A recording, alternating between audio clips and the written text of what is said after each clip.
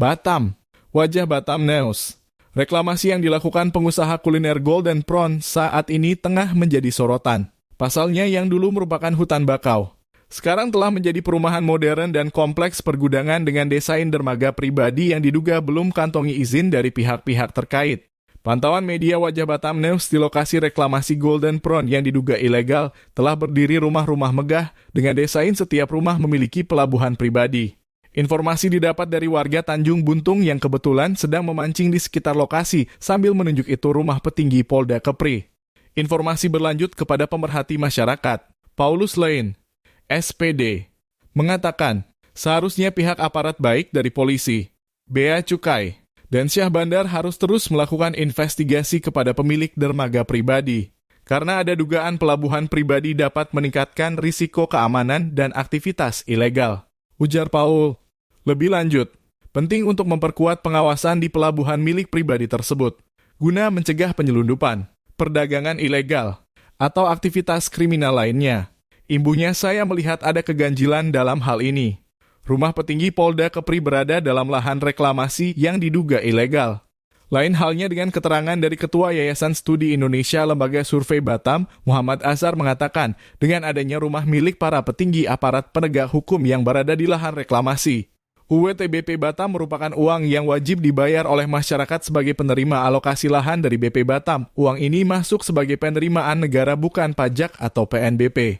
Informasi yang saya dapatkan lahan reklamasi milik pengusaha kuliner Golden Prawn diduga belum kantongi izin analisis dampak lingkungan atau AMDAL.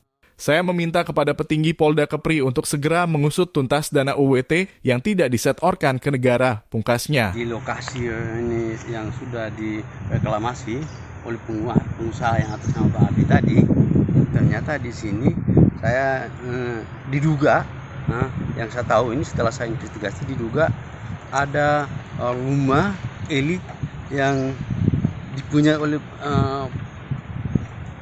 pejabat Polda Kepri ini.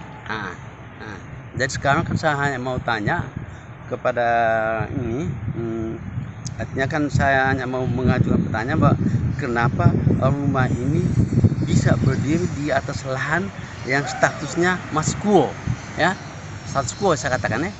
Status quo itu artinya kan legalitas lahan ini kan masih dipertanyakan. Tapi kenapa bangunan-bangunan elit seperti ini sudah berdiri, apalagi dimiliki oleh pejabat Polda yang adalah aparat penegak hukum itu, ya kan? Setelah itu yang saya lihat di samping rumah ini kok ada pelabuhan, ya kan? Ini kan pelabuhan ini. Tapi sekarang saya mau tanya, pelabuhan ini khusus atau umum, ya kan? Kalau umum, kok dibuat seperti ini, kok publik tidak tahu, kan gitu toh? Sekarang khusus untuk dipakai kemana? Dan sekarang kita mau tanya itu legalitas pelabuhan ini yang kita mau apa itu cari tahu itu. Karena untuk mendirikan sebuah pelabuhan itu paling tidak kan izin. Izin itu dari Menteri Perhubungan kalau tidak salah ya. Menteri Perhubungan itu mengeluarkan izin untuk mendirikan pelabuhan. Itu. Kalau tidak ada izinnya, berarti tidak bisa. Ini berarti pelabuhan ini kan saya bisa klaim bahwa ini masih ilegal.